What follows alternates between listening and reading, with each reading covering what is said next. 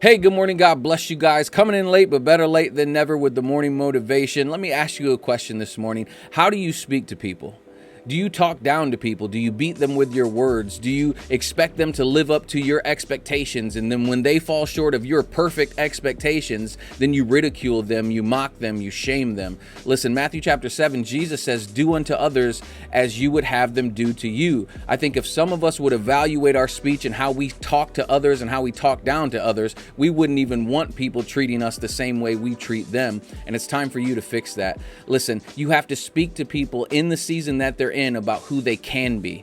You can't define them because of poor choices. If all of us were defined by our poor choices in past seasons, none of us can move forward in our life because all of us have had poor choices. All of us have lived a life of chasing pleasure and vanity and not going after purpose in life and not living up to our potential. All of us have been there. And that should give us all a picture of grace for other people, knowing that if we can make it through those storms, those trials in life, why can't they? Why are they so far gone that they can't come back or make a comeback or do something great with their life? See, you can pull the gold out of people, as my buddy pastor Joseph Riedling says. You can look for who they really are. You can begin to tell them, hey, you can do something great. Just because you're in a storm or a bad season right now, or you're making poor choices, that's not who you have to be. You don't have to continue to be there. I'm coaching high schoolers in this season of my life, and it's a privilege for me to be able to coach high school sports. But one thing that I realize in coaching is you have to draw the greatness out of people. Sometimes they have had so many negative words spoken over them. Sometimes it can be by other teammates, maybe even former coaches, where they just feel like they're this person who can't move forward or they can't progress and they can't get better.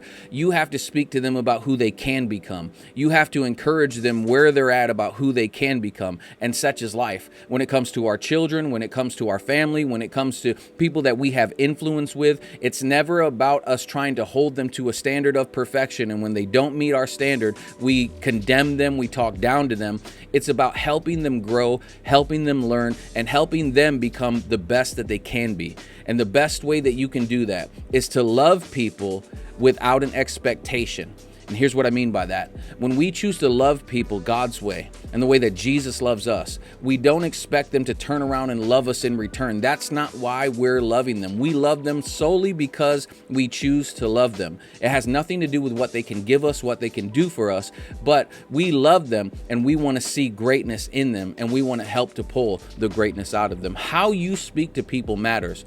You will either build them up or you will tear them down. And if I were you, I would take a long look in the mirror today and say, you know what? If I'm not doing right by people, if I'm not speaking life over them, then I need to hold my tongue and I need to hold myself accountable. God bless you guys. I hope you have a great day. We'll see you on the next one. Peace out.